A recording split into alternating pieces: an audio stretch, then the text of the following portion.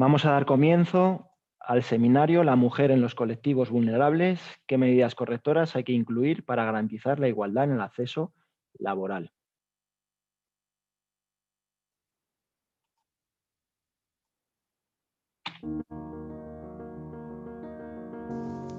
Soy Sara, tengo 40 años y trabajo de moza de almacén.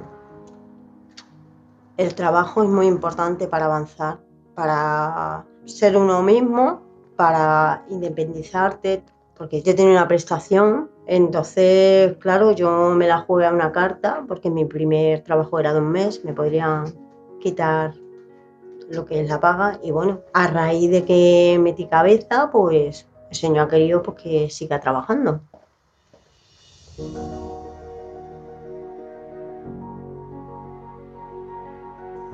Soy Cristian Romero, tengo 21 años y ahora mismo estoy haciendo una formación de fibra hasta el hogar. A los 17 me quedé sin empleo y yo estaba hablando con la que es ahora mi mujer. Me dijo, pues yo estoy haciendo el aprender y vine, me informé y pues empecé a ello. El programa de Acceder consiste en ayudar a las personas que tienen un objetivo personal, en orientarles, en hacer un seguimiento y en ayudarles a insertarse en el mundo laboral. Pues yo empecé aquí con el de albañilería. Era al principio porque no teníamos ni estudios ni teníamos nada. De aquí vine así y me salí con el graduado y con el título de albañilería. De todos los cursos que he hecho aquí, en todos, al final del curso he salido trabajando. Hace 20 años comenzamos viendo las necesidades que tenía la comunidad gitana, sobre todo de personas jóvenes que quieren trabajar por cuenta ajena. Hace como 15, 13 años las ofertas de empleo eran totalmente distintas y ahora sí que, bueno, a lo largo de estos años se han ido adaptando.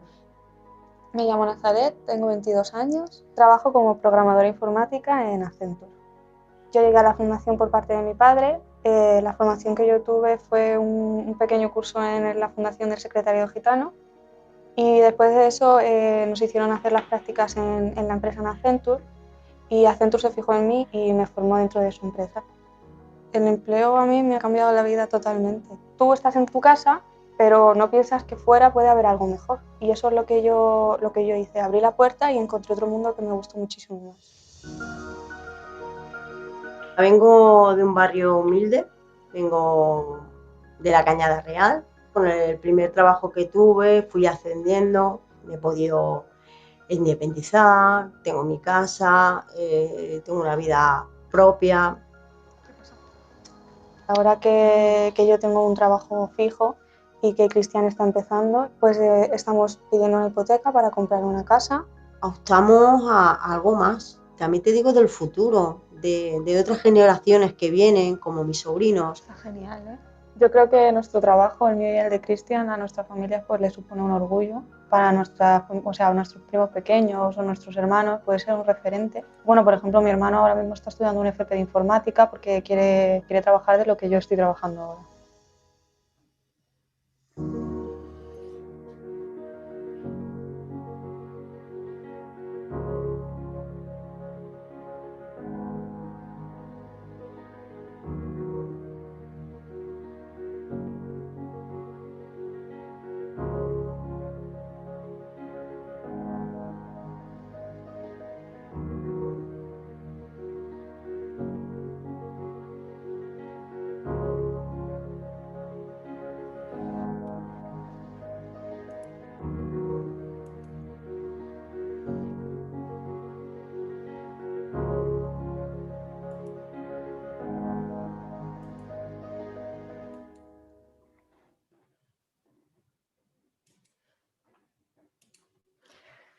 Buenas tardes, bienvenidos y bienvenidas al cuarto seminario La mujer en colectivos vulnerables, ¿qué medidas correctoras hay que incluir para garantizar la igualdad en el acceso laboral? Les informamos que este seminario está siendo retransmitido a través de nuestro canal YouTube y el mismo va a ser grabado. Este seminario forma parte de un ciclo de 4 seminarios, hoy es el último, online, que bajo el título Empleo en tiempos de crisis, la garantía de igualdad de oportunidades para los grupos más vulnerables, estamos celebrando durante este mes en conmemoración de los 20 años de nuestro programa Acceder.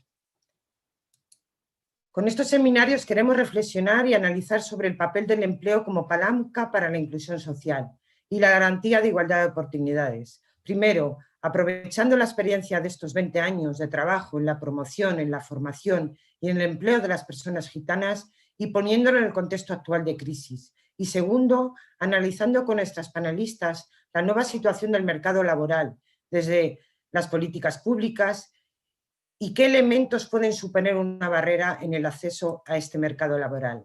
Mi nombre es Celia Gabarri, coordinadora del Grupo de Mujeres Gitanas de la Fundación y coordinadora del equipo de Palencia. Les acompañaré en este acto como moderadora y contaremos con 3 ponentes de excepción. Lucía Gorjón, investigadora en ISEAC, evaluando el impacto de políticas sociales y económicas. Lola Santillana, secretaria de Empleo, Cualificación Profesional y Migraciones de Comisiones Obreras. Y Marisa Soleto, directora de Fundación Mujeres. Decirles que había una cuarta ponente, habíamos invitado al Ministerio de Igualdad, pero por razones de agenda no han podido acompañarnos al acto, así que hoy seremos 3 ponentes y seguramente que sale igual de bien. Gracias por compartir este espacio y este tiempo con nosotros y gracias también a los asistentes que nos acompañan. Informarles que todas las personas que quieran participar podrán hacerlo enviando sus preguntas a través de nuestro chat y estas se formularán al final del evento en función del tiempo disponible. Como he mencionado antes, celebramos 20 años de nuestro programa Acceder y se preguntarán qué es el programa Acceder. Acceder es un programa de formación y empleo que promueve la incorporación de las personas gitanas al mercado laboral como puerta a la inclusión social. Y eso se hace a través de un enfoque individualizado, integral, multidimensional, que comprende, entre otras actuaciones, el desarrollo de itinerarios personalizados de inserción, programas de formación y empleo para la colaboración con empresas y acciones de intermediación con empresas a nivel local y estatal para hacer esa fusión entre la oferta y la demanda.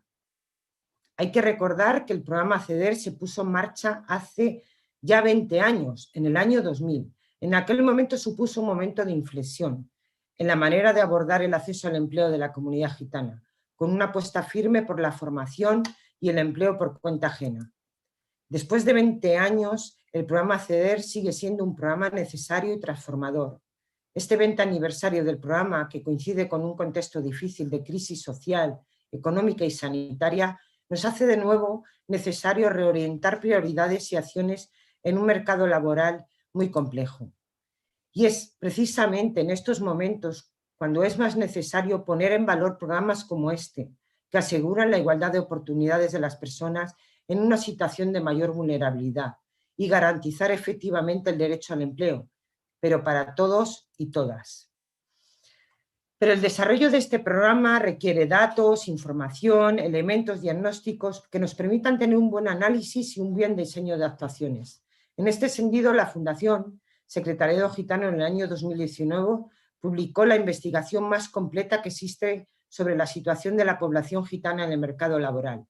El estudio comparado sobre la situación de la población gitana en España en relación al empleo y a la pobreza, donde se pone de manifiesto el siguiente panorama. Existe una fuerte desigualdad, desprotección y vulnerabilidad de la población gitana española.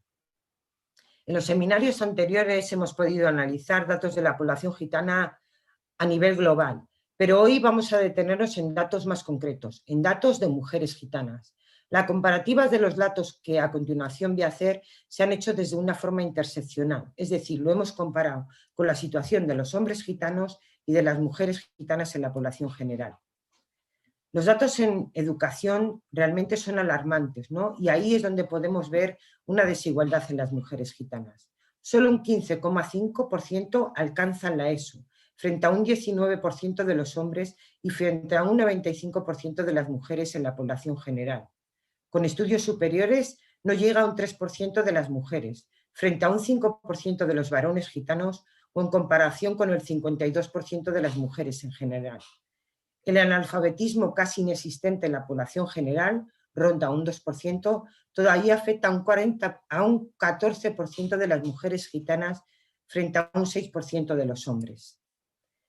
Hay un dato positivo y es que este dato refuerza la importancia del factor educativo, y es que aquellas mujeres gitanas que consiguen tener la ESO completada tienen más probabilidades de tener un empleo asalariado. De hecho, el 32% de las mujeres empleadas tienen esta titulación, mientras que los varones gitanos con la ESO solo representan un 25% de los ocupados.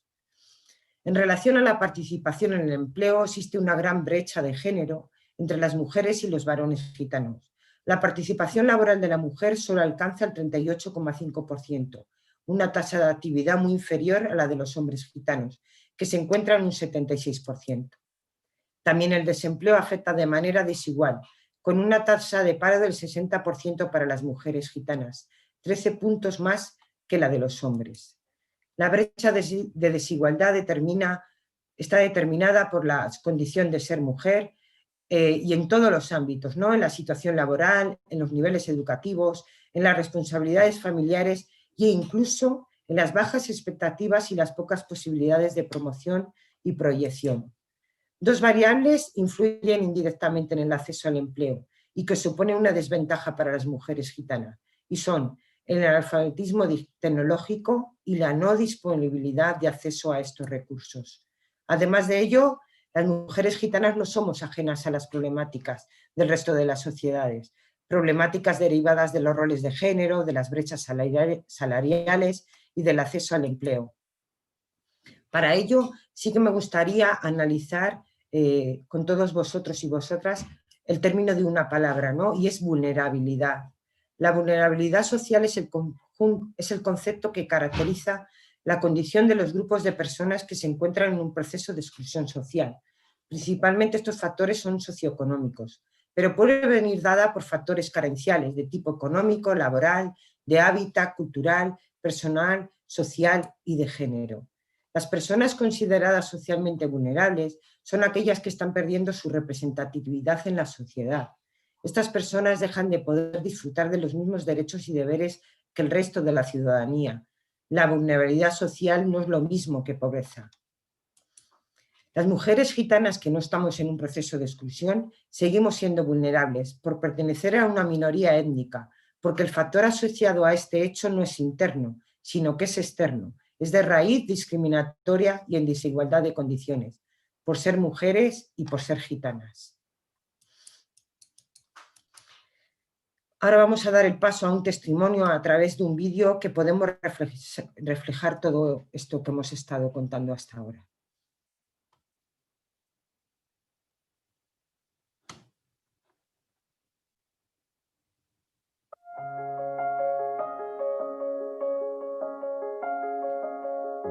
Pues yo me llamo Lucía, soy casada, tengo 4 hijos y estoy trabajando ahora. Formación muy poca.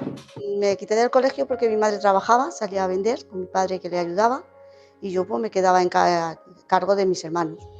Y luego me casé y empecé a cuidar a mis hijos y sigo cuidando a mis hijos y a mis nietos. En ese tiempo yo creo que no me daba cuenta porque ahora es muy difícil encontrar trabajo. Plantearme fue que ya mis hijos eran ya más mayores. Pienso que si no hubiera tenido la renta mínima y no me hubieran ayudado, yo creo que no hubiera trabajado. Pues yo pediría más ayuda, no económicamente, no es la ayuda de decir que te doy dinero, las pagas. Yo pediría al gobierno que nos ayudara a entrar más para buscar trabajo, más facilidad. Somos mujeres que valemos, mujer gitana que valemos para trabajar y que es importante salir un poco y ver lo que hay en el mundo. Una sensación que valgo para algo. Me siento libre.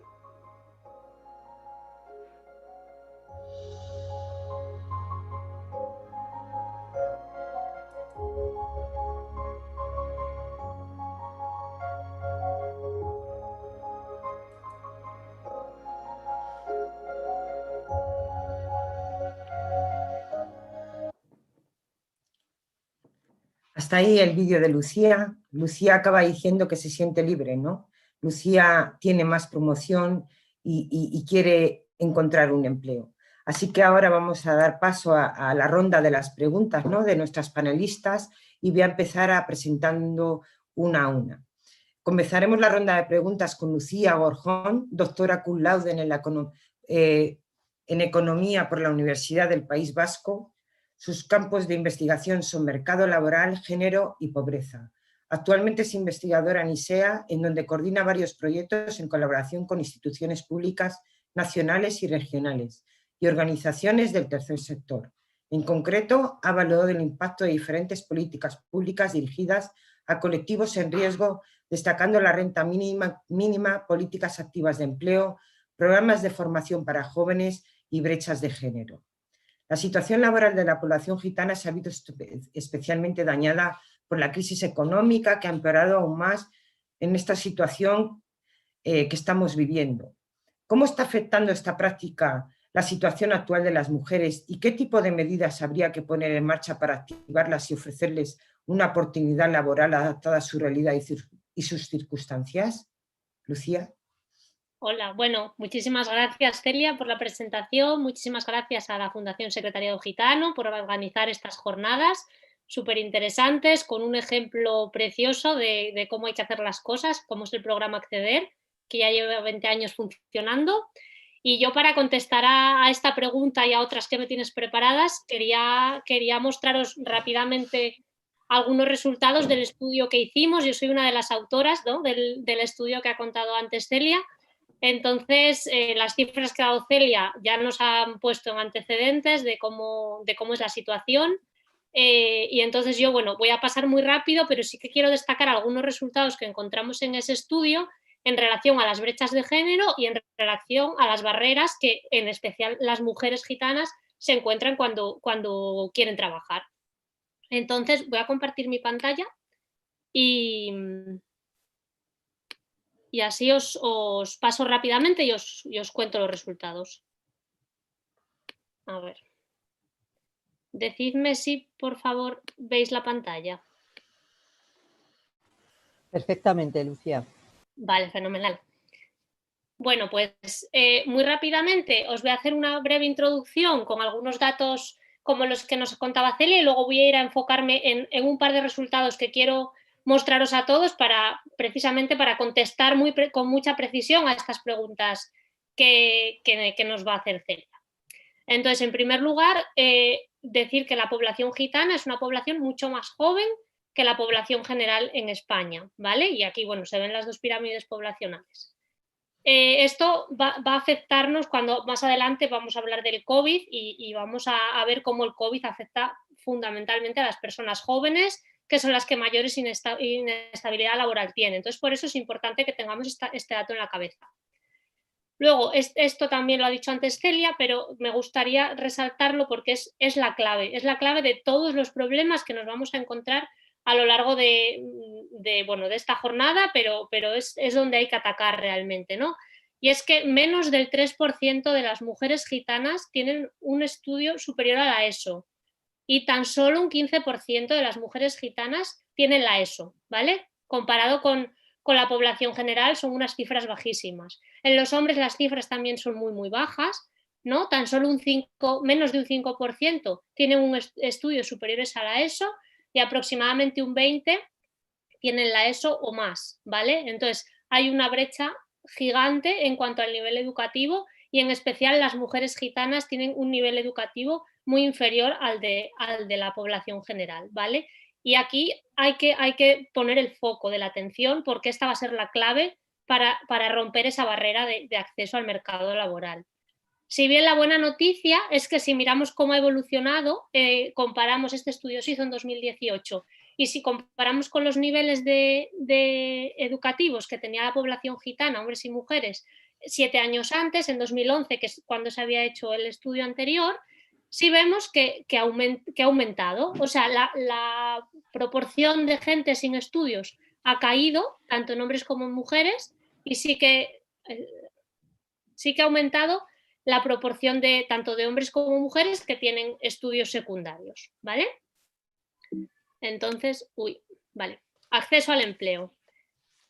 A ver, es que ahora no me deja. Bueno. También, como decía Celia, la población gitana y en especial las mujeres tienen unas tasas de ocupación bajísimas.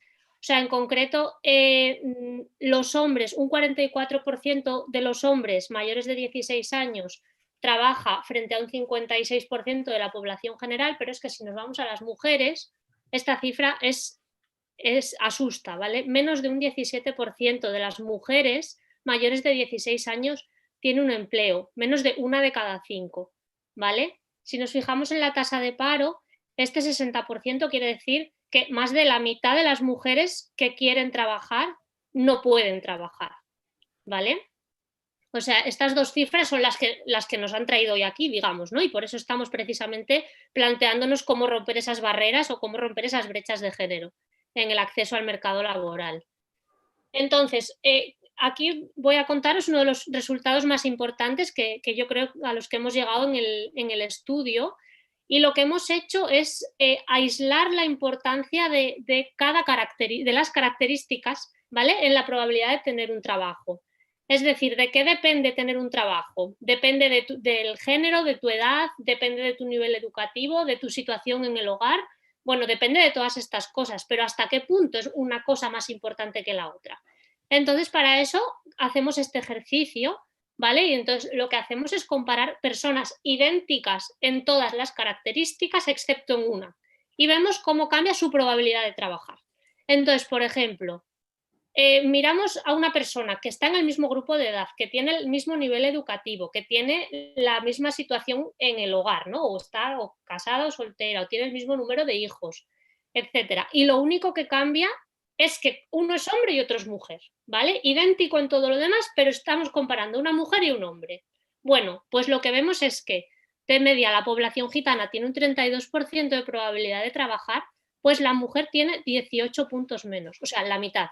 Por ser mujer, una persona gitana, por ser mujer, tiene la mitad de probabilidad de tener un trabajo que un hombre, ¿vale?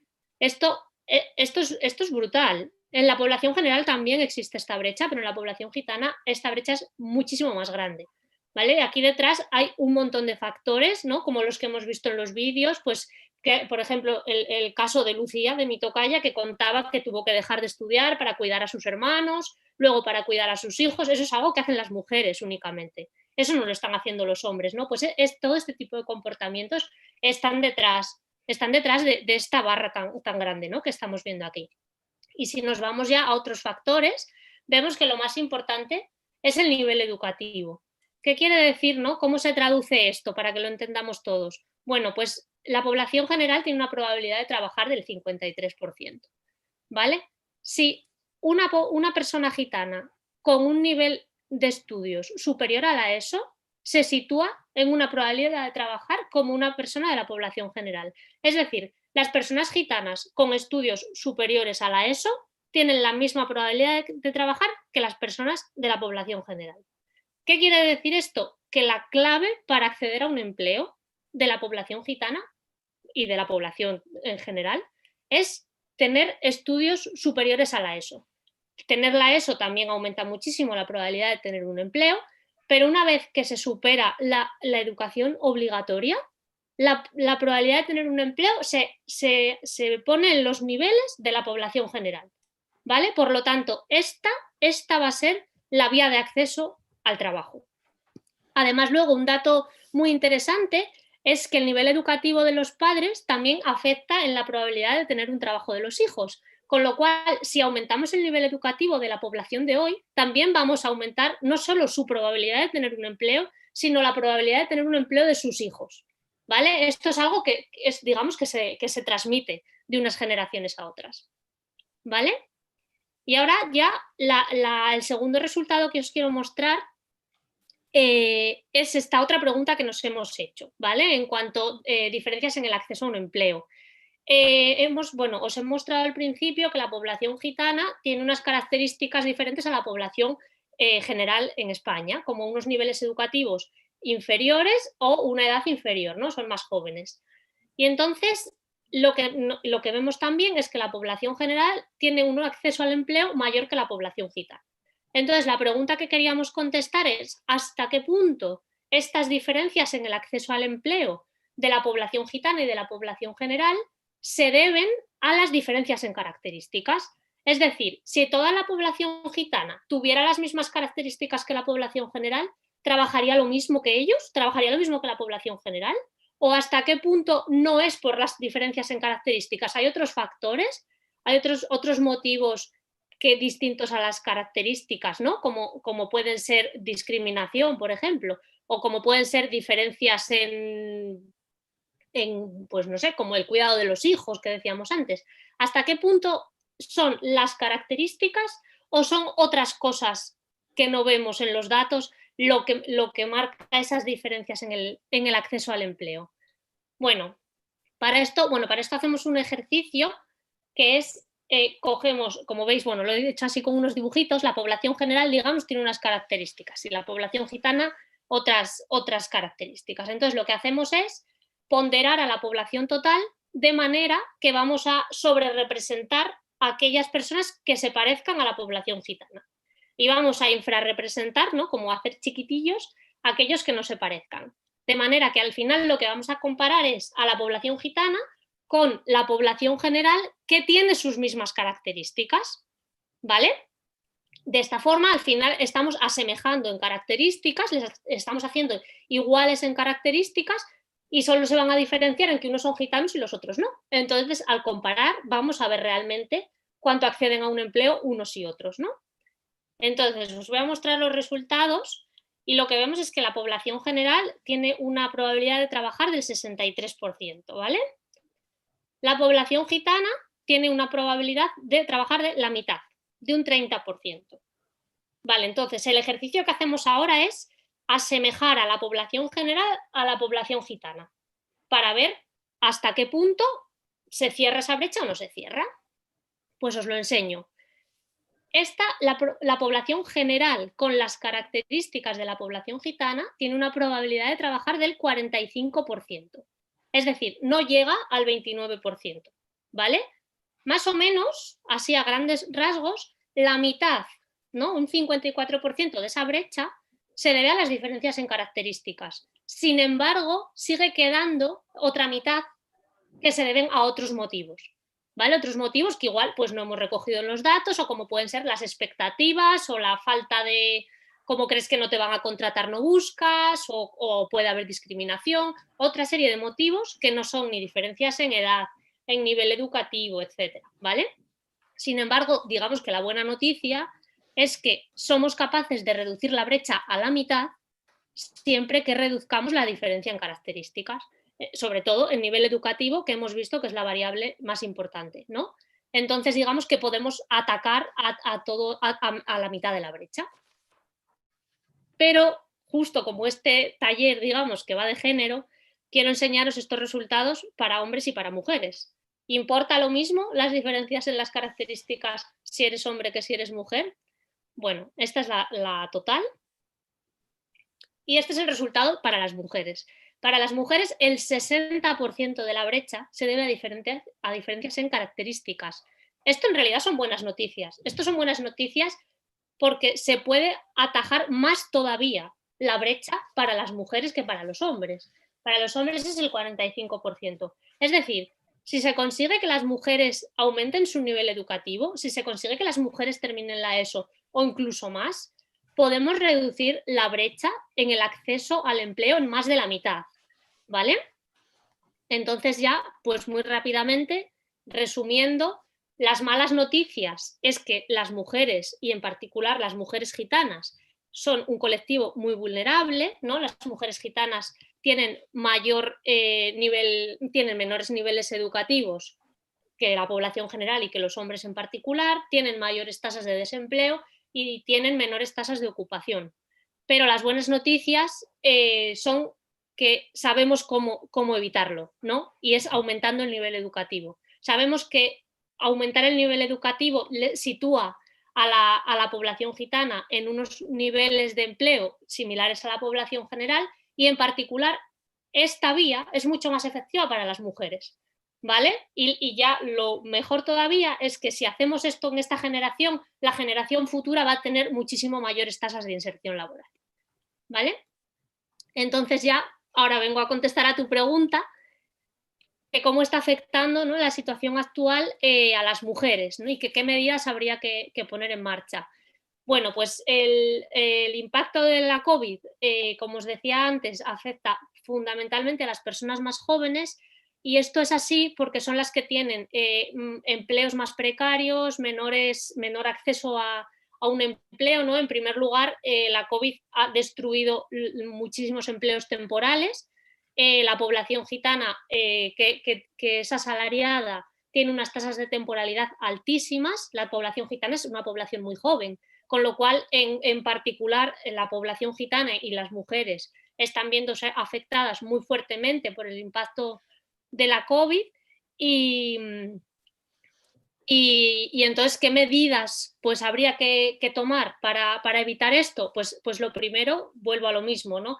Intentar conseguir que las mujeres no abandonen el sistema educativo y terminen los estudios secundarios obligatorios, eso cuanto menos. Y ya el siguiente paso es que sigan invirtiendo en su formación, que consigan, por ejemplo, con el programa Acceder, ¿no? Que consigan seguir formándose. Y luego, siempre muy interesante, atender al mercado laboral, ¿no? ¿Qué se está contratando?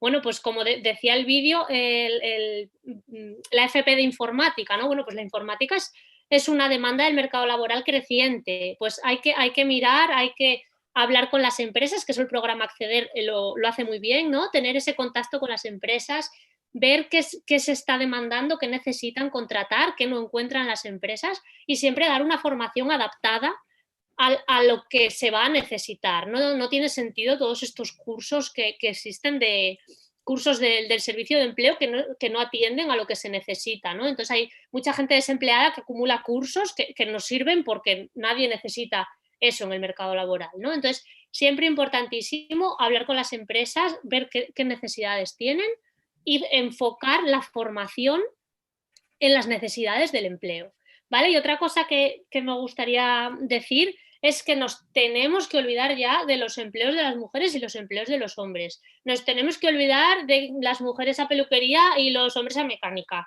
Esto ya está bien, ¿no? Ya somos mayores, ya hemos dado ese salto. No hay empleos de mujeres y empleos de hombres, hay empleos. Y quien se forme, fenomenal. Pero nos tenemos que olvidar de esa segregación, ¿vale? Laboral.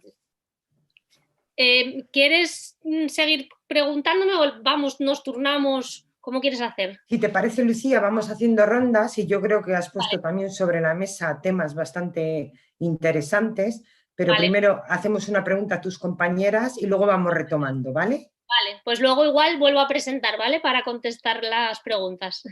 Vale, Lucía, gracias, de verdad. Y yo creo que lo que acabo de repetir, ¿no? Creo que Lucía ha puesto sobre la mesa temas que nos interesan mucho y quedarnos con uno muy interesante, ¿no?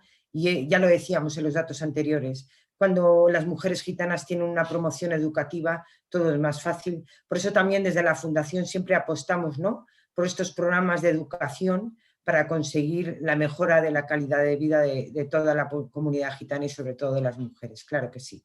Nuestra siguiente panelista es Lola Santillana, secretaria de Empleo, Cualificación Profesional y Migraciones de Comisiones Obreras, licenciada en Ciencias en la Educación y experta en temas de políticas activas, empleo y acuerdos de empleo. Partiendo de las características condicionantes de las mujeres gitanas y con... espera un momento, Lola, que se me ha ido la pregunta a la de Marisa. Disculpar. Con los datos que hemos podido ver, nuestros sistemas públicos de empleo parece que no cuentan con los mecanismos suficientes y necesarios para dar una respuesta adaptada a la situación de clara desventaja ante un mercado laboral de los grupos más vulnerables. Las mujeres gitanas quieren trabajar en un porcentaje relevante. ¿Cuál crees que son las carencias actuales de nuestro mercado de trabajo y de las políticas activas de empleo que se vienen desarrollando? ¿Y qué sería necesario para revertir la situación de exclusión del mercado laboral de las mujeres gitanas, de las mujeres que tienen un bajo nivel de empleabilidad? Bueno, primero daros las gracias por la posibilidad de participar en esta jornada, que me parece muy interesante y que, en fin, da visibilidad a las mujeres, y en este caso a las mujeres gitanas, que por otra parte deberían tenerlas sin ningún tipo de tapujos. En nuestra opinión, ahí existen muchos problemas y uno de ellos es que hablamos siempre de inclusión social, cuando de lo que deberíamos hablar es del derecho al empleo que tienen todas las personas de nuestra sociedad. Cuando hablamos de inclusión, estamos haciendo una definición de que hay personas que están fuera y deben entrar y que no tienen que entrar con las mismas condiciones laborales que el resto. Por tanto, para nosotros eso debería desaparecer, si me permitís, y debería garantizarse la igualdad entre todos y todas las personas que tienen que tener acceso al mercado de trabajo y a la sociedad, sin ningún tipo de apellido. Me da igual que sea, en este caso, colectivo de mujeres gitanas, como de personas con discapacidad o como se suele tratar en general de las mujeres, porque a las mujeres, pese a ser más del 50% de la población, se nos sigue tratando como colectivo, lo cual desde mi sindicato y yo personalmente considero que eso no debe ser así. O sea, las mujeres no somos colectivos independientemente de nuestra etnia o procedencia. Debemos ser personas que tenemos que intervenir en el mercado de trabajo y que, desgraciadamente, tenemos problemas para intervenir en el mercado de trabajo. Por otra parte, lo que tiene que ver con las políticas activas de empleo, no vamos a ser inocentes. Se ha tratado, bueno, yo procedo de una comunidad autónoma, yo procedo de Castilla-La Mancha, ahora estoy aquí en Madrid, y tanto allí como aquí siempre hemos tratado de hacer incidencia en que los grupos en los cuales tiene que haber incorporación de personas que tienen vulnerabilidad deben ser las mujeres. Y además el caso de las mujeres gitanas que sabemos que tienen que quieren, no que tienen, sino que quieren participar en esas políticas activas de empleo y que deben participar en esas políticas activas de empleo. Yo quiero traer aquí un ejemplo que va en la dirección de cómo conseguir ese tipo de igualdad. Miréis, en Castilla-La Mancha, cuando se fue el Partido Popular, nosotros tuvimos a bien tener a Dolores Cospedal presidiendo nuestra comunidad autónoma, que dejó las políticas activas de empleo y dejó a las personas en desempleo absolutamente en desamparo. Después negociamos un plan de empleo en el cual, bueno, lo que queríamos era que todas las personas que habían agotado prestaciones, subsidios y que pudieran poder tener un empleo para poder tener acceso al subsidio. Pero pusimos una condición y era que todos los ayuntamientos o entidades que se sumaran a esto tenían que pagar la diferencia que la subvención hacía con el convenio colectivo del ayuntamiento. Obviamente, no quiero, lo ha explicado muy bien Lucía en su intervención, las personas gitanas tienen una posición de desventaja absoluta por los niveles de pobreza que tienen. Por tanto, son las personas que en esos procesos de selección son las que tienen mayor posicionamiento, por decirlo así, para acceder a esos puestos. Le ganamos una sentencia a un ayuntamiento, concretamente al de Talavera de la Reina.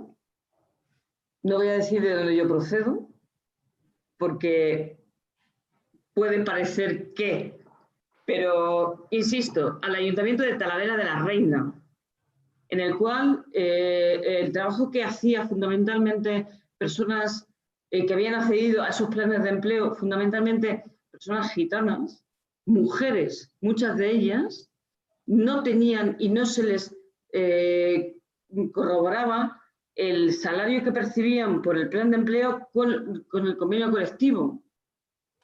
Y para nosotros era fundamental, pero no porque fueran personas gitanas, sino porque consideramos que es un principio fundamental la igualdad entre todas las personas, independientemente de su raza o etnia.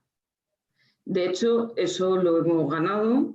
Hemos tenido ahí un problemilla con el ayuntamiento y con el gobierno de Castilla-La Mancha, pero se va a hacer, lo que se tiene. Cuando tú marcas una línea roja y cuando tú marcas que se tiene que pagar lo mismo, al igual trabajo, igual salario, es muy importante que las personas puedan denunciar. Eso fue muy difícil, hay que reconocer que fue difícil que las personas denuncien porque consideraban que entonces se las iba a marcar. Pero hemos demostrado que, bueno, se las marcará o no se las marcará, pero que al final la justicia es la que pone y la que dice que lo justo es lo justo. Y yo creo que esa línea es en la que hay que trabajar y en la que hay que seguir trabajando, porque para comisiones obreras lo fundamental es el derecho al empleo.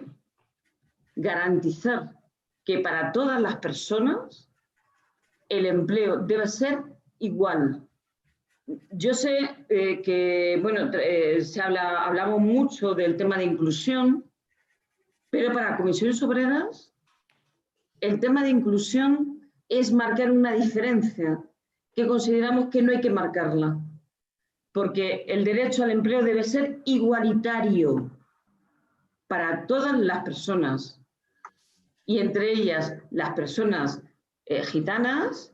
Yo además vivo y convivo con muchas de ellas, no aquí en Madrid, pero sí de mi procedencia, que no voy a decirlo porque ya creo que os habéis dado cuenta de dónde vengo, pero entendemos que las oportunidades de empleo deben ser igualitarias, no inclusivas, sino iguales.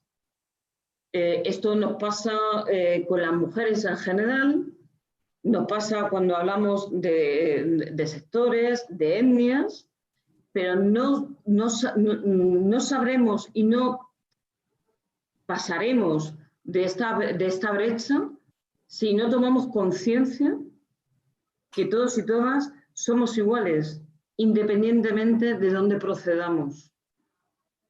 Porque nadie es más listo que nadie si no se le dan las oportunidades suficientes como para acceder a esa educación y a esa formación, que además el papel lo soporta todo, y hemos marcado los objetivos de desarrollo sostenible. Y tenemos dos objetivos fundamentales, y para mí y para mi secretaría son fundamentales. Uno es el acceso al empleo de calidad, independientemente de dónde provengamos, y otro es garantizar el derecho a la educación y a la formación, que son claves si queremos hacer de esta sociedad que sea igualitaria. Olvidémonos de la inclusión. No porque yo sé que es algo que está muy imbuido en nuestra sociedad, sino porque por lo que debemos trabajar es por la igualdad, por el trato igualitario que todas las personas merecemos. Muchas gracias, Lola. De nuevo, hay un debate, yo creo, sobre la mesa y muy interesante. Así que yo creo que vamos a pasar a Marisa y luego podremos hacer otra siguiente ronda y poder debatir de estas cosas que se están quedando sobre la mesa, que yo creo que son súper interesantes y que nos van a venir muy bien a todos y todas. Marisa Soleto, directora de Fundación Mujeres, una organización no gubernamental sin ánimo de lucro que trabaja en proyectos dirigidos al desarrollo de igualdad real y efectiva entre hombres y mujeres desde diferentes ámbitos de intervención. Marisa, bienvenida. Partiendo de las características y condicionantes de las mujeres gitanas y con una perspectiva interseccional, ¿qué tipo de barreras se encuentran las mujeres en una situación de mayor vulnerabilidad para activarse en el mercado laboral? ¿Cuánto pesan más los factores externos o cuánto los estereotipos de géneros y las propias autolimitaciones de las propias mujeres? Muy bien, muchas gracias, Celia. Yo quiero empezar como mis anteriores compañeras, discúlpame, detenerme unos segundos en dar las gracias al Secretariado Gitano y en felicitaros en general a todos los equipos que estáis trabajando en torno a este programa Acceder y estos 20 años, ¿no?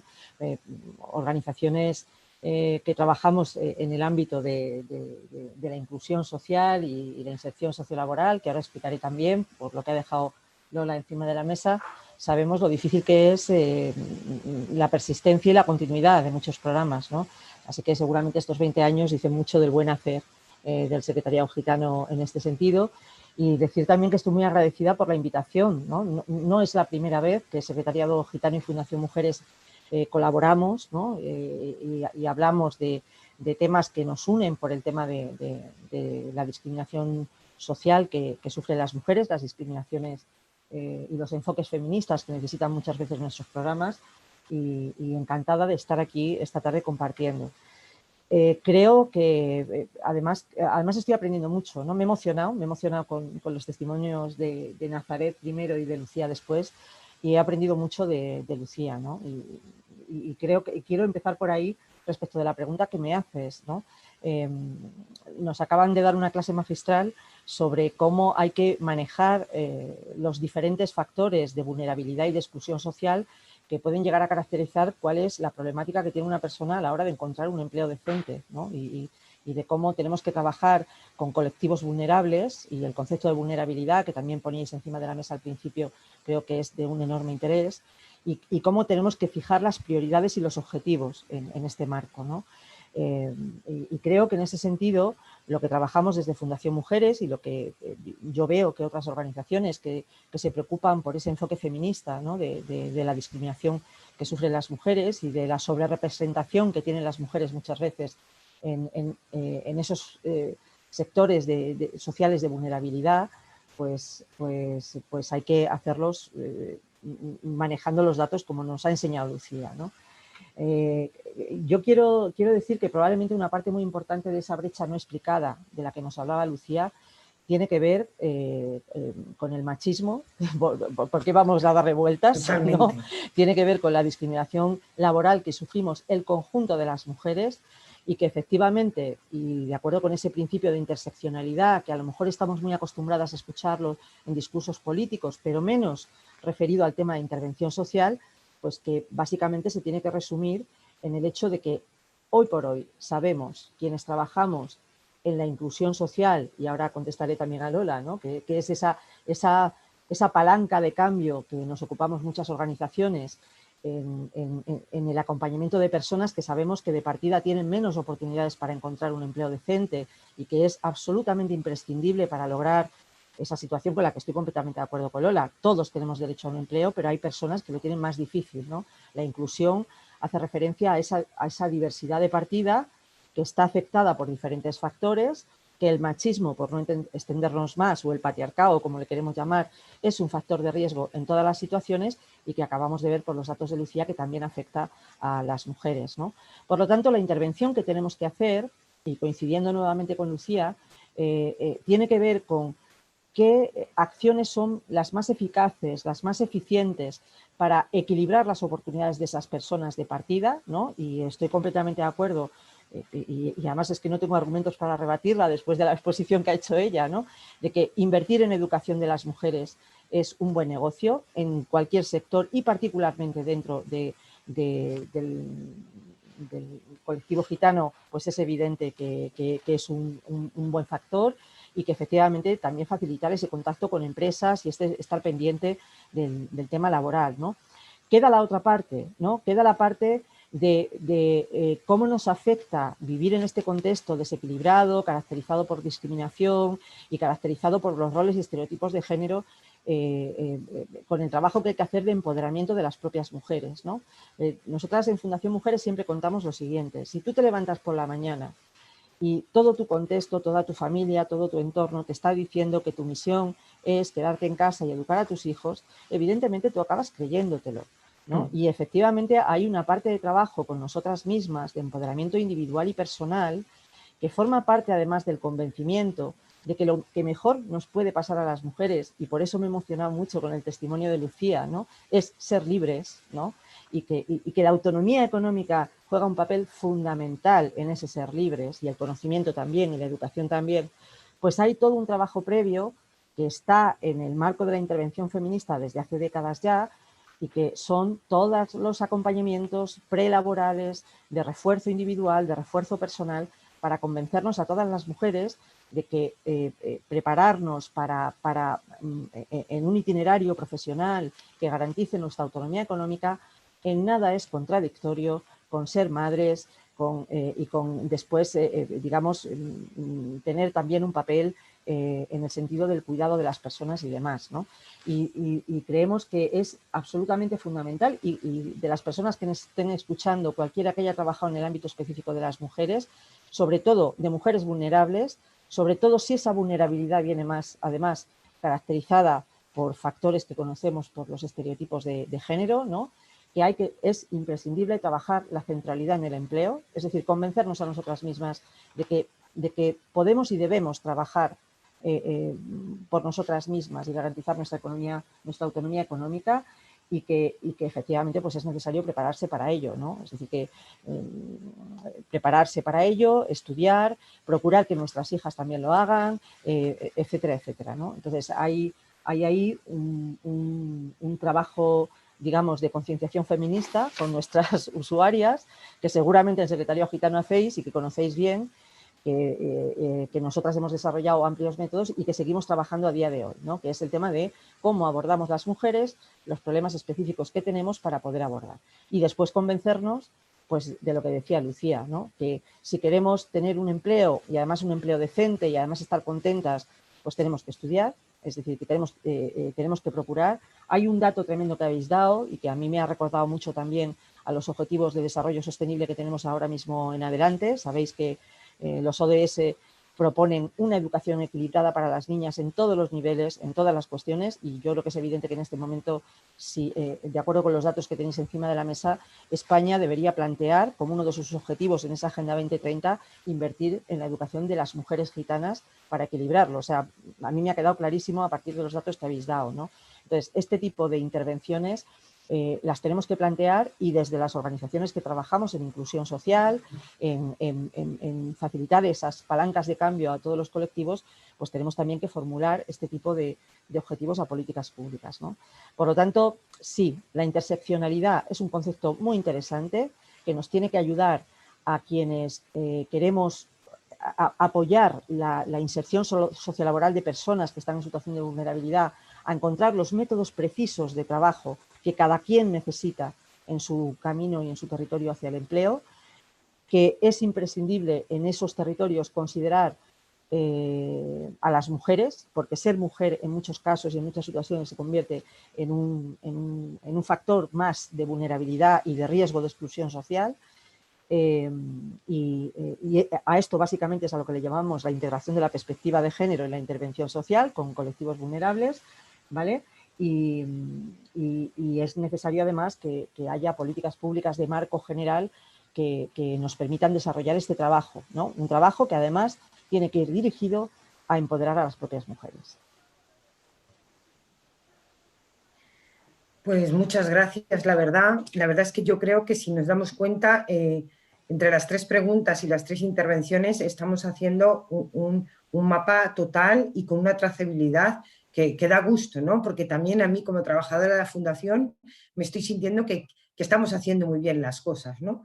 porque si os dais cuenta, Lucía ha hecho un análisis de diagnóstico muy claro, y encima por esa cercanía que ella tenía con nosotros porque ha colaborado en nuestro estudio, de qué está pasando con los datos. Son datos alarmantes, pero tenemos salida, ¿no? Y esa salida es la educación, porque a través de los datos lo vemos, con mayor educación conseguimos mejor empleo, ¿no?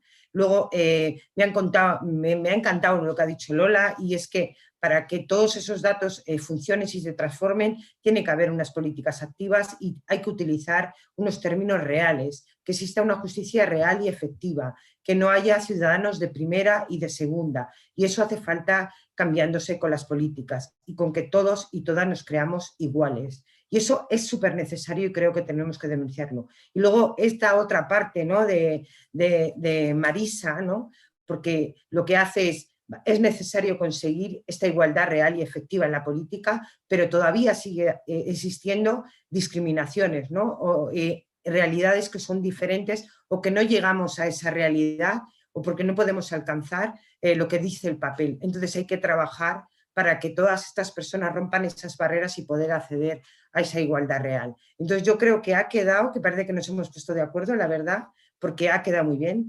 Y ahora vamos a pasar a una segunda ola de preguntas y sí que me gustaría que sobre las 6:10 o así podamos acabar esta segunda ronda, porque hay personas que seguramente estén preguntando por el chat y podáis dar una respuesta, porque es un momento para exprimiros, ¿no?, y hacer este momento también, compartirlo con las demás personas que nos están escuchando. ¿Os parece? Entonces, Lucía, esta segunda pregunta va sobre el ingreso mínimo vital, ¿no? ¿Crees que la puesta en marcha del ingreso mínimo vital puede suponer una oportunidad para la activación de las mujeres en una situación de mayor vulnerabilidad o, por el contrario, desincentivará su activación en el mercado laboral? Vale, bueno, pues para contestar ¿me estáis oyendo? Sí. Para contestar a tu pregunta, quiero explicar, ¿no?, una cosa muy básica del ingreso mínimo vital, y es que como política de rentas mínimas combina dos tipos de políticas, las políticas pasivas y las políticas activas. ¿Qué quiere decir esto? El ingreso mínimo vital es una política pasiva porque es una cantidad de dinero que se otorga, ¿vale?, cuyo objetivo, el objetivo que tiene el ingreso mínimo vital es garantizar un nivel de vida a las personas que lo reciben, ¿vale? Pero tiene otra pata fundamental, que es la activación. El ingreso mínimo vital combina esa entrega de dinero con un vínculo, con una necesidad de activación laboral de las personas. Bueno, lo primero es que no todas las personas que reciben el ingreso mínimo vital son personas empleables, ¿no? Entonces, por supuesto, no nos vamos a centrar en este colectivo cuando hablamos de activación, ¿no? Tienen que ser los servicios sociales los que juzguen qué personas son realmente empleables y cuáles no, ¿vale? Eso por supuesto. Pero ahora ya, si nos centramos en las personas empleables, tenemos que hacer muchísimo hincapié.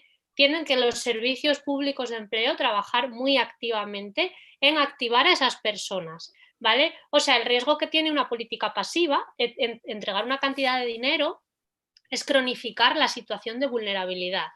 Esa es la crítica que siempre se hace a las políticas de rentas mínimas, ¿no? Es decir, que se perpetúe esa situación de pobreza porque la persona que la recibe no tiene acceso a un empleo de calidad y, por lo tanto, toda la posibilidad de empleo al que accede sería en unas condiciones muy malas y prefiere seguir cobrando la prestación en lugar de tener un empleo muy malo, ¿no? Entonces, precisamente para eso está ese vínculo con las políticas activas de empleo. Tenemos que evitar, ¿no?, que pase esta situación de cronificación de vulnerabilidad, que es la trampa de la pobreza, se llama así, y tenemos que los servicios públicos de empleo tienen un papel muy importante en enganchar realmente a estas personas, en ayudarles, ¿vale? La gente que recibe este tipo de rentas generalmente tiene niveles educativos bajos y tienen una situación de cronificación en el desempleo, es decir, llevan mucho tiempo sin trabajar normalmente. Y estas personas tienen muy difícil volver a trabajar. Y es precisamente aquí, a ellas, a quienes hay que ayudar. Y el Servicio Público de Empleo tiene ese papel de ayudarles, ¿no? De hecho, creo que ha sido el segundo vídeo, el de Lucía, que también ha dicho eso, ¿no? Un poco como cuando ha salido ya ha visto lo que había ahí fuera, ya decía no recibir simplemente el dinero, sino esa necesidad justo de que le ayuden a reengancharse, ¿no? A ver qué se demanda y a ver cómo una persona con una formación específica, siempre mirando a la demanda del mercado laboral, sí que tiene esa posibilidad de acercarse al mercado laboral y volver a trabajar, ¿vale? Entonces es súper importante que el ingreso mínimo vital juegue las dos patas a la vez. Evidentemente, saque de la pobreza más extrema a los colectivos muy vulnerables, pero siempre que les intente acercar al mercado laboral, ¿vale? Y que siempre esté reforzando y reforzando esa formación de las personas, cada uno en función a sus circunstancias y sus necesidades, pero siempre reforzando para intentar insertar laboralmente y al final el último objetivo que tiene que tener un ingreso mínimo vital es la inserción plena, laboral plena, y que no haga falta y que se pueda dejar de cobrar el ingreso mínimo vital. Es decir, que una persona consiga trabajar, consiga insertarse y no necesite este tipo de políticas. Muchas gracias, Lucía. La segunda pregunta para ti, Lola, es: las mujeres gitanas no están llegando a la oferta formativa para el empleo público, oferta que a su vez está muy atomizada y poco adaptada a los condicionantes y barreras formativas y sociales con las que parten. ¿Qué papel debe jugar en este proceso la formación cuando partimos de niveles educativos muy bajos? Es crucial la formación.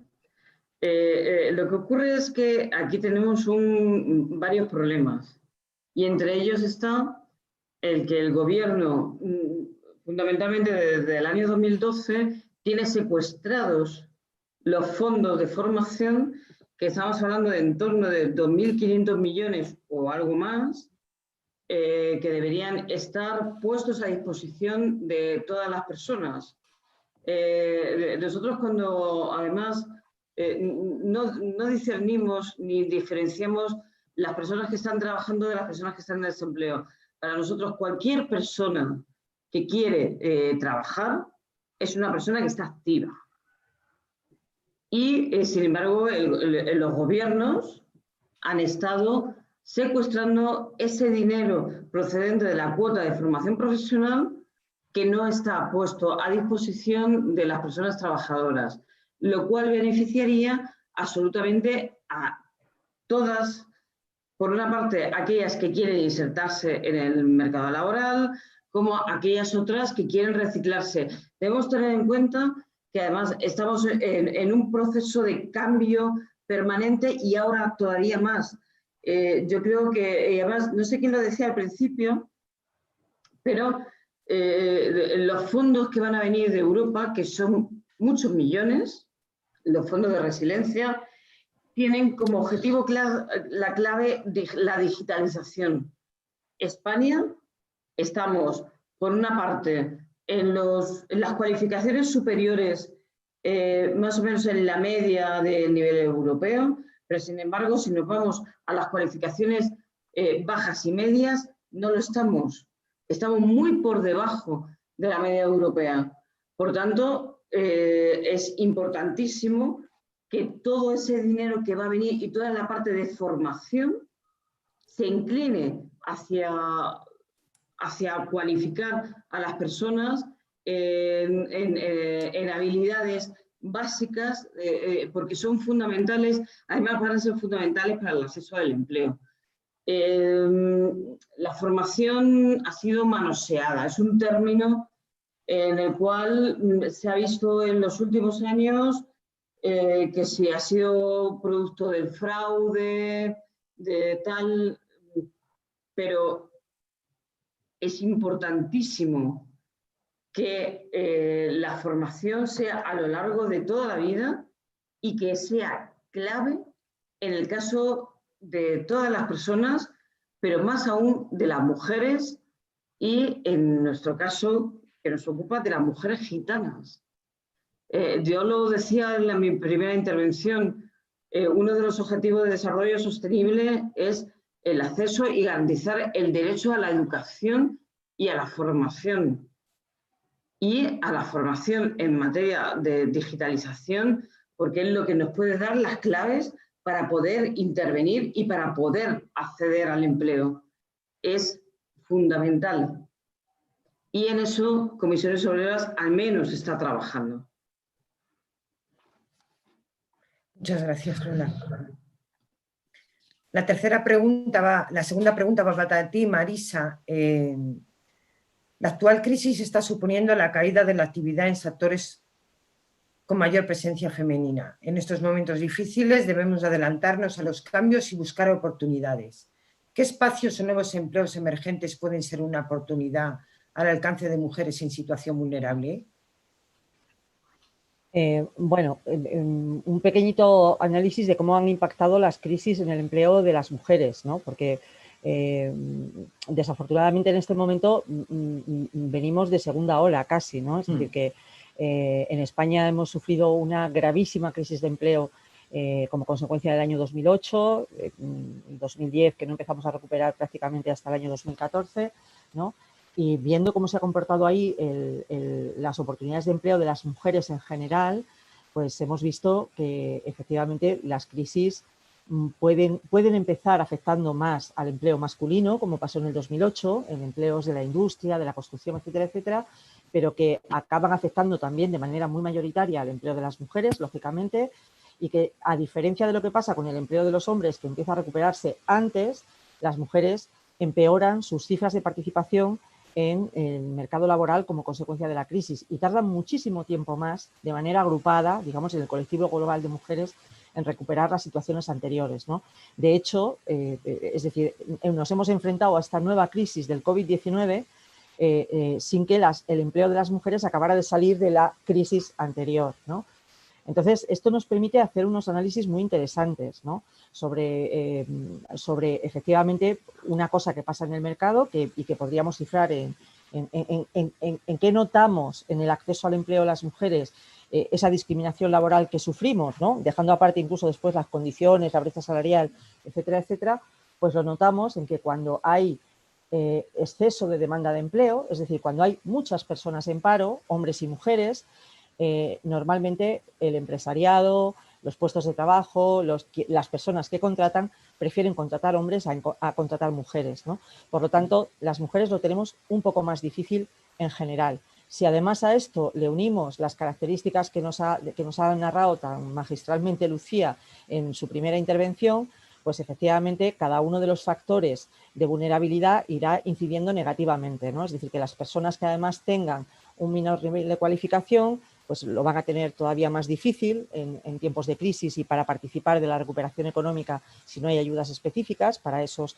Y luego hay otros factores que en este momento, lo acaba de decir Lola, contribuyen también a un mejor o peor posicionamiento del mercado laboral. Y la digitalización de la economía, es necesario que recordemos todas las organizaciones que estamos trabajando con personas vulnerables, que efectivamente será muy importante toda la inversión en infraestructuras, será muy importante toda la digitalización de los negocios, será muy importante todas las ventanillas digitales de la administración, pero que es exactamente igual de importante lo que llamamos la alfabetización digital, que empieza a ser un término que ya no nos gusta, pero que en definitiva es el acceso a las oportunidades de empleo que una economía digitalizada va a requerir de la fuerza de trabajo, ¿no? Y ahí nuevamente nos encontramos con un problema, y es que existe un fenómeno que conocemos bien y que se ha descrito por parte de muchas personas, que es la brecha digital entre hombres y mujeres, que si bien se está corrigiendo en los últimos años, pues siguen quedando elementos pues muy preocupantes, ¿no? Como se ve sobre todo en los niveles formativos altos esta brecha digital, hay muchas menos mujeres en el ámbito de las telecomunicaciones, por ejemplo, y demás, y eso sin duda va a condicionar el empleo de todas las mujeres hacia el futuro.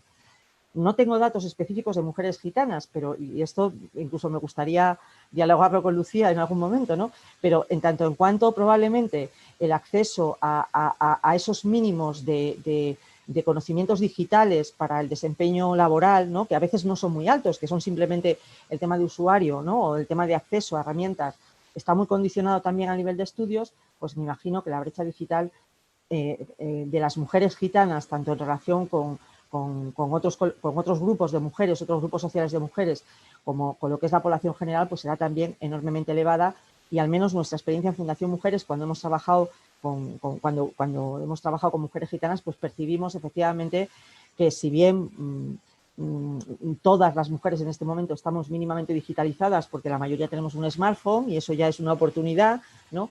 pues existen probablemente deficiencias en ese sentido, ¿no? Entonces, yo creo que en esas nuevas oportunidades hay que procurar que los perfiles laborales estén bien dotados de las herramientas que va a pedir el mercado laboral y sin duda ninguna, lo que es la formación a nivel de uso y a nivel de desempeño y prestación de servicios a través de nuevas tecnologías debe ser uno de los objetivos, ¿no? Y luego también, por mencionarlo, bueno, pues hemos vivido esta época del COVID, un momento en el que nos hemos dado cuenta, ¿no? Y esto, como hemos estado confinadas y probablemente viendo mucho la tele, todo el mundo lo sabe, y es que hay servicios esenciales que están profundamente feminizados, que tienen que ver con todo lo que tiene que ver con el cuidado a las personas, los servicios personales, etcétera, etcétera, ¿no? Y bueno, pues hemos escuchado con cierta esperanza, ¿no?, el tema de que se van a reforzar todo este tipo de servicios que probablemente, como están muy feminizados de partida, pues probablemente van a seguir ofertando oportunidades de empleo para las mujeres. El problema que tenemos aquí, y seguramente Lola estará de acuerdo conmigo, es que hay que garantizar que en estos sectores económicos y en estas actividades económicas de cuidado a las personas mayores, de servicios sociosanitarios, etcétera, etcétera, mejorar las condiciones de empleo, ¿no? Porque en muchos casos estamos hablando de empleos que están gravemente afectados por precarización, ¿no? Entonces, probablemente cuando pensemos en nichos laborales muy feminizados, digamos, el filtro de igualdad que le tenemos que pasar y nuevamente también el filtro de reivindicación que tenemos que hacer a los poderes públicos y a los sindicatos y a todos los actores que negocian condiciones laborales en esos entornos, es que para acabar con la discriminación laboral hay que acabar con la segregación, es decir, que esto de los empleos de los hombres y de las mujeres que decía Lucía, estoy completamente de acuerdo con ella, es decir, tenemos que empezar a tener una visión más amplia de qué es adecuado para el empleo de los hombres y de las mujeres y en entornos que puedan estar caracterizados por visiones culturales muy estereotipadas, pues habrá que trabajarlo particularmente. Una mujer puede ser camionera exactamente igual, ¿no? O un hombre puede ser maestro de primaria exactamente igual que una mujer, ¿no? Y que tenemos que trabajar en esa segregación horizontal del mercado de trabajo, pero sobre todo, y muy importante, los nichos de empleo femenino, es decir, las actividades económicas en las que fundamentalmente se emplean las mujeres, tienen que tener unas condiciones económicas y unas condiciones laborales similares a otras, sobre todo cuando llega una pandemia y nos demuestra que el trabajo de las mujeres es esencial para que las sociedades vivan, ¿no? Y creo que esa es una cuestión muy, muy importante. Exacto. Pues muchas gracias por tu última reflexión, de verdad. Bueno, tenemos ya preguntas, entonces sí que me gustaría seguir animando porque, bueno, tenemos ahí cuarto de hora para hacer alguna pregunta y contestar. Nos han llegado varias, una es para la propia fundación, ¿no? Y dice, entonces, bueno, si alguien de la entidad quiere contestarla o si no la contesto yo perfectamente, ¿no? Dice, parece que una actuación clave para conseguir que las mujeres gitanas mejoren su empleabilidad es intervenir con los hombres gitanos con estrategias y talleres sobre nuevas masculinidades. ¿Sabéis si se está haciendo algo? Bueno, pues nosotros desde la Fundación en todos nuestros programas trabajamos el tema de género, la perspectiva de género en todos los programas. Intentamos que las mujeres, por un lado, se empoderen, porque yo creo que es súper importante, ¿no?, que exista ese empoderamiento en las mujeres gitanas.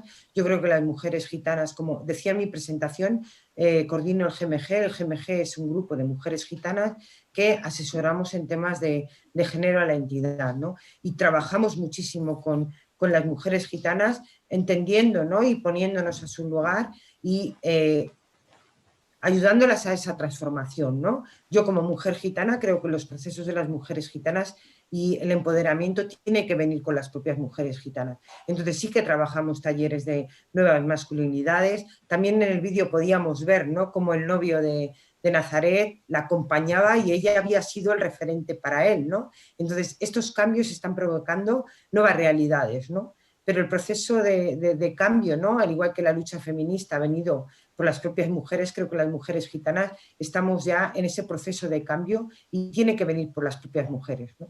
No sé si te he contestado, pero sí que desde la Fundación tenemos clarísimo que hay que trabajar también con los hombres en el tema de igualdad. Y otra de las siguientes preguntas es para Lucía. ¿Crees que los servicios públicos de empleo público están preparados para activar a esas personas que están afectadas por múltiples condicionantes y barreras en su acceso al empleo? Si queremos acompañar a esas personas que cobran ingreso mínimo vital o rentas en su activación, los servicios públicos de empleo en cada comunidad autónoma, tal y como conocemos, ¿están preparados? Bueno, muchas gracias por la pregunta. La verdad es que es importantísima porque, o sea, estoy completamente de acuerdo con poner el foco ahí, porque si no, no tiene sentido nada de lo que he contestado antes, ¿no? Entonces, rápidamente, ¿creo que los servicios de empleo están preparados? Creo que no, pero creo que lo pueden estar. Creo que la tecnología que tenemos ahora mismo sí lo está, sí que está preparada. Existen técnicas de machine learning, existen técnicas de inteligencia artificial, existen técnicas de business intelligence. La tecnología a día de hoy sí que se puede aplicar en los servicios de empleo para conseguir modernizar los servicios de empleo y prepararlos para realmente activar a las personas que lo necesitan. Ahora mismo los servicios de empleo tienen una cantidad de datos administrativos registrados gigantesca. O sea, simplemente con registrar a qué personas, sus características, cómo evolucionan, les van siguiendo, si encuentran un empleo, si no, con el registro de todos los contratos que se firman día a día, con el registro de las afiliaciones a la seguridad social. Son una cantidad de datos inmensa que se puede utilizar, es una información muy rica, ¿no? Dicen que los datos son el nuevo petróleo. Esa información está registrada. Tenemos que utilizarla. Esa información es valiosísima. Los servicios de empleo tienen que empezar a utilizar estas técnicas que existen y que ya se están utilizando en otros contextos para hacer este salto en la modernización. Tienen, simplemente analizando los datos de los contratos que se firman, pueden ir perfilando muy bien hacia dónde va el mercado laboral, qué competencias se están demandando, cómo va a ser el futuro del empleo. Y de la misma forma, estudiando cómo son las personas desempleadas, pueden calcular perfectamente su probabilidad de encontrar un trabajo, su riesgo de cronificación en el desempleo. Entonces, sí que con estas técnicas de machine learning, ¿no?, que además se va alimentando, el propio modelo se va alimentando, va aprendiendo de lo que pasa, sí que se puede conocer, por ejemplo, qué tipo de formación será la que maximice la probabilidad de que una persona encuentre un trabajo, atendiendo a lo que se está contratando. Entonces, realmente hay técnicas, hay tecnología que nos puede ayudar muchísimo y puede dar todo este salto de modernización. Y el personal de los servicios de empleo mejoraría muchísimo la calidad del servicio que dan si realmente se utilizaran todas estas tecnologías. Y luego cada política activa, cada curso de formación que se da, hay que evaluar, hay que ver si funciona, ¿no? Hay que ver en qué colectivos funciona, en qué colectivos no está funcionando. Quizás en determinados grupos poblacionales una política, por igual en una región concreta, funciona muy bien y en otra no. Entonces hay que ver qué funciona, ver qué políticas son eficaces, reforzar las que son eficaces y eliminar las que no funcionan bien, ¿no? Entonces siempre hay que dar este salto, ¿no?, de evaluación. O por ejemplo el programa Acceder, ¿no?, que sé que ahora lo vais a evaluar con esto de los 20 años, pues al final es eso, hay que evaluar para conocer. O sea, lo raro es que acertemos a la primera en lo que estamos haciendo, ¿no? Entonces, siempre hay que evaluar para conocer, para reforzar lo que funciona y eliminar lo que no funciona. Entonces, bueno, a día de hoy sí que es verdad que los servicios de empleo público no están preparados, pero pueden estarlo. Realmente no es tan complicado que en los próximos años se vayan modernizando. Ese es el paso lógico que hay que dar para realmente tener unas técnicas que permitan identificar qué formación dar a las personas desempleadas para conseguir que se inserten de la manera mejor posible en el mercado laboral. Pues muchas gracias, Lucía, por tu aportación. Ojalá esto pase y pase pronto, ¿no? Hay otra pregunta, para Lola, ¿no? Siguiendo las pocas plazas para la formación básica para personas adultas, competencias básicas, alfabetización, informática, y además son muy rígidas, plazos, horarios estables, muy exigentes, no permiten el abandono, hay penalizaciones. las personas en situaciones multiproblemáticas suelen abandonar, ¿no? ¿Conocéis experiencias formativas que sean más flexibles para estas personas? En eso estamos. Estamos intentando adaptar la formación, hacerlas de forma flexible para que efectivamente no exista ese abandono que sabemos que existe. Pero yo, si me permitís, quiero hacer una reflexión sobre la pregunta anterior también, que va un poco en relación con esto. Los servicios públicos de empleo no tienen personal. A ver, no pueden hacer lo que en teoría, o sea, tenemos que ver cuál es la realidad que hay en nuestro país y que hay en los servicios públicos. Y es que no dan abasto, que no tienen personal suficiente, que además en materia de orientación fue a consecuencia de una propuesta de comisiones obreras, además de la contratación de 3.000 orientadores, de personal de la orientación, porque fueron despedidos cuando el Partido Popular accedió al poder en el 2012. Y pueden existir muchas técnicas digitales de explotación de datos, pero si no tienes personal para poder hacerlas, es imposible poderlo hacer. Y para ello, y además tiene que ver con la pregunta que me has hecho sobre el tema de la formación, es muy complicado que desde las oficinas de empleo, que supuestamente, y además así nosotros lo marcamos, y yo que además soy orientadora, o sea, es muy complicado que te llegue una persona y puedas derivarle a una materia formativa, porque el sistema, y lo he dicho en mi intervención anterior, no se ha dado para que pueda haber esa diversificación de formación necesaria para que se pueda acceder a cualquier tipo de cualificación independientemente de la formación anterior que tengas. Pero los servicios públicos de empleo han dado de sí lo que han dado en el estado de pandemia, pagando las nóminas de los ERTEs, y ha sido cuando se ha puesto de manifiesto, no es que sea inútil el servicio público de empleo, no, es que lo que se ha hecho ha sido desvalijarlo en los últimos años. Pero no se le puede exigir, y nosotros se lo exigimos, pero tenemos que ser conscientes de cuál es la realidad. Y la realidad es que pueden existir muchas técnicas que queramos, pero si no hay inversión real en los servicios públicos, y concretamente en el servicio público de empleo, eso no se puede hacer. Yo creo que desde aquí, y además vosotros y vosotras tenéis un papel muy importante de altavocía, ¿no? de ser portavoces de cuánto es importante que existan esos servicios públicos que puedan hacer esos itinerarios de formación para que se pueda cambiar esa formación que no da, que en estos momentos, pues debido a la Ley 30 y debido a lo manoseado que he comentado de la denominación de formación, es muy complicado producir estos cambios.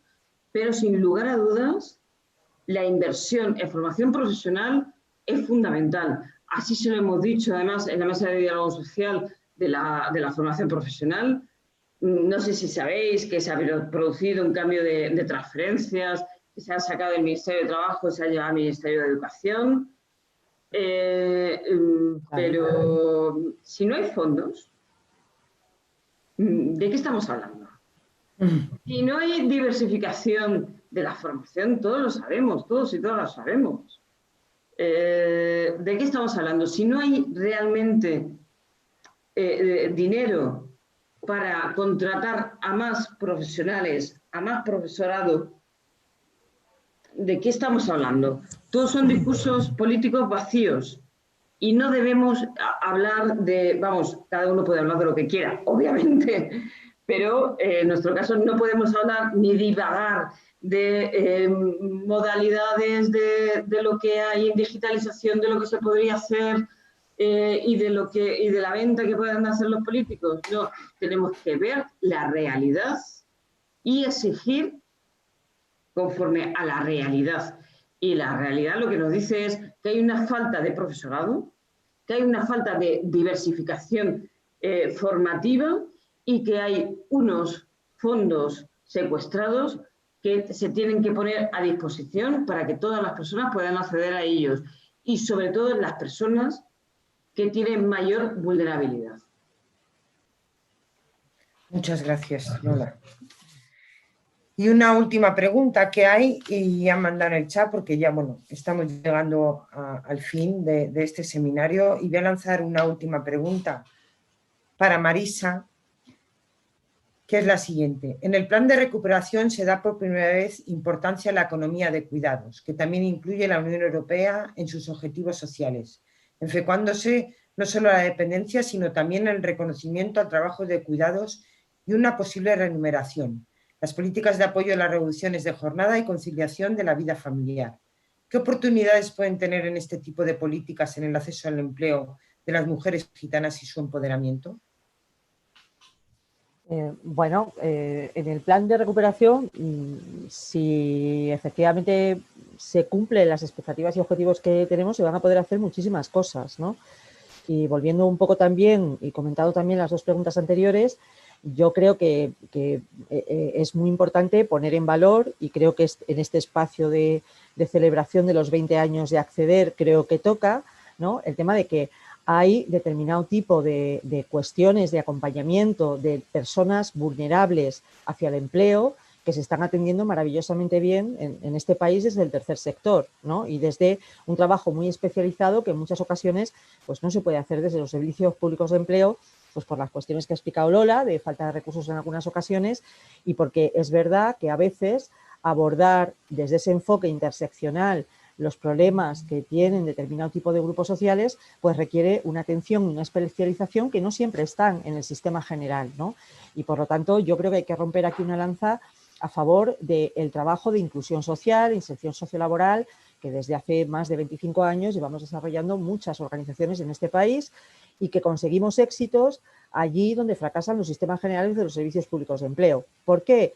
Pues simple y llanamente porque nos paramos a atender las necesidades específicas de cada una de las personas que se acercan a nosotras, ¿no? Y que somos capaces además de acompasar esos itinerarios de empleo con necesidades reales que muchas veces tienen que ver con esas franjas no explicadas de las que hablaba Lucía al principio y que por lo tanto son factores de discriminación que hay que abordar de otra manera, no solamente desde políticas activas de empleo, ¿no?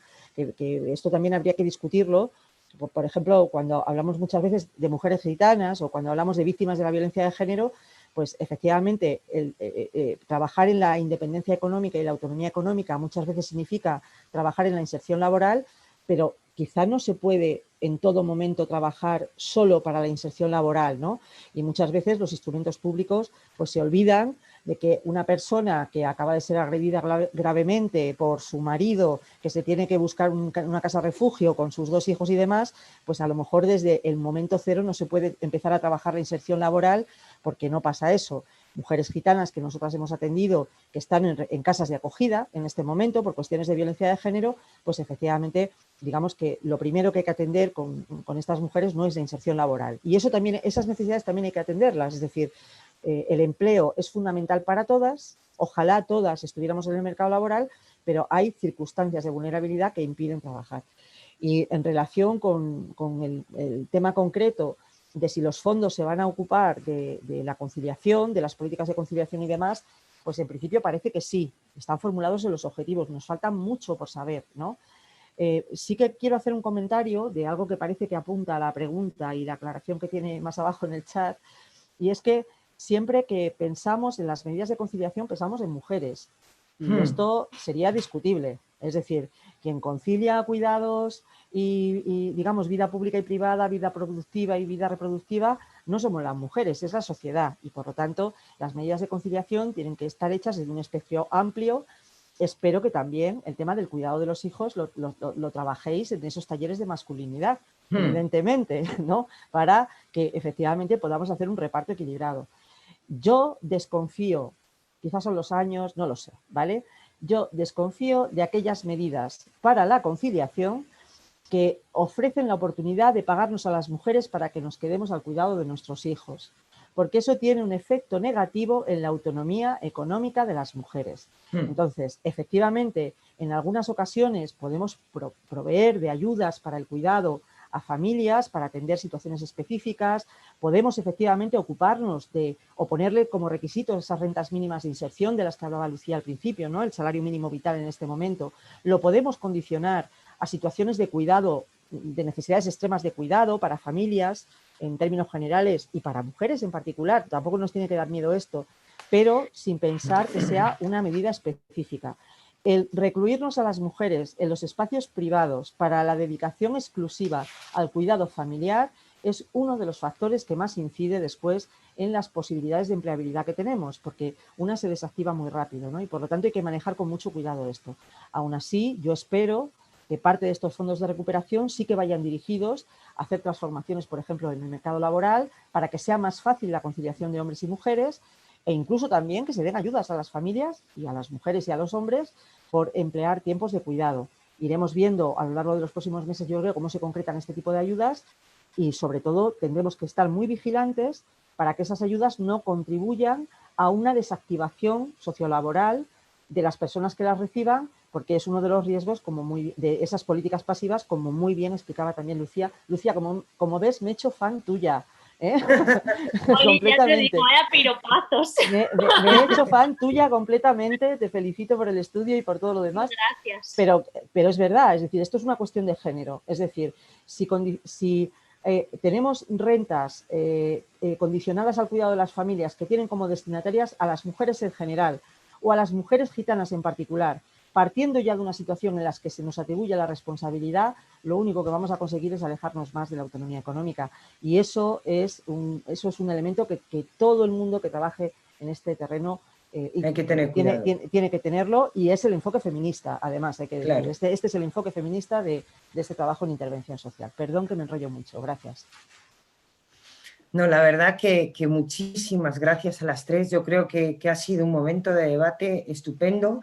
Como bien decía al principio, creo que hemos podido encajar vuestras tres ideas perfectamente y ha supuesto, ya llegamos a la hora, sé que hay más preguntas, pero bueno, es mejor acortarlo aquí porque yo creo que esto puede ser el proceso, ¿no?, de seguir trabajando.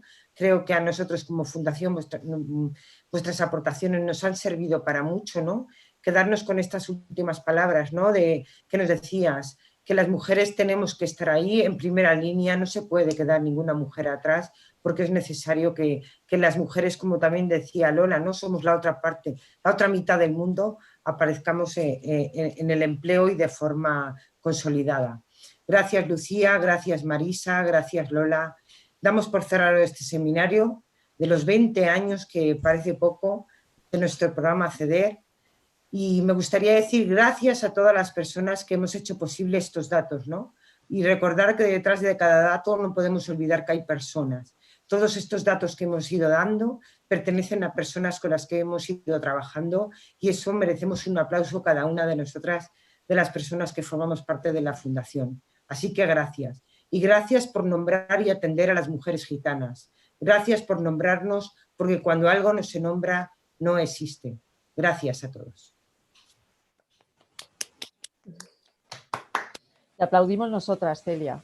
Muchas gracias, Celia. Lo has hecho muy bien y bueno, yo estoy encantada, ¿eh? Bueno, yo estoy encantada, se me ha hecho poco, ¿eh? La verdad que yo creo que es una pena ahora con estos momentos que no haya podido ser, porque una cosa que hacemos también muy bien en la Fundación es que los seminarios los organizamos muy bien, y es una realidad, y el no poder estar de cerca, ¿no?, intercambiar, porque somos muy de cercanía, yo creo, las personas en el fondo, pero para haber sido digital yo creo que ha quedado muy bien y hemos sabido fusionar muy bien las cuatro, porque estamos en la misma, ¿no? Entonces yo me he sentido muy a gusto, de verdad. No, yo la verdad te tengo que agradecer mucho, porque además, bueno, me encanta el tema, conozco muchas mujeres gitanas y creo que es muy importante alzar la voz. Y la verdad es que enhorabuena. Y Celia, saludar a todas las personas que nos han estado viendo, ¿no? Que esta cosa también es muy fría, los vídeos a veces es muy complicado, ¿no? Y demás, pero que... No tengo el dato, seguramente que alguien le puede poner, pero no sé, no tengo el dato total, pero creo que había muchísima gente que se había conectado a la webinar. Claro, trasladar nuestro agradecimiento también a todas esas personas que han participado o que lo van a ver a partir del canal de YouTube, ¿no? Y, claro que sí. Nos acostumbraremos a esto algún día seguro, ¿no? Pero seguro, mientras tanto, no gracias a todo el mundo. Muchas gracias. Gracias. Bueno, muchísimas gracias a ti, ¿eh?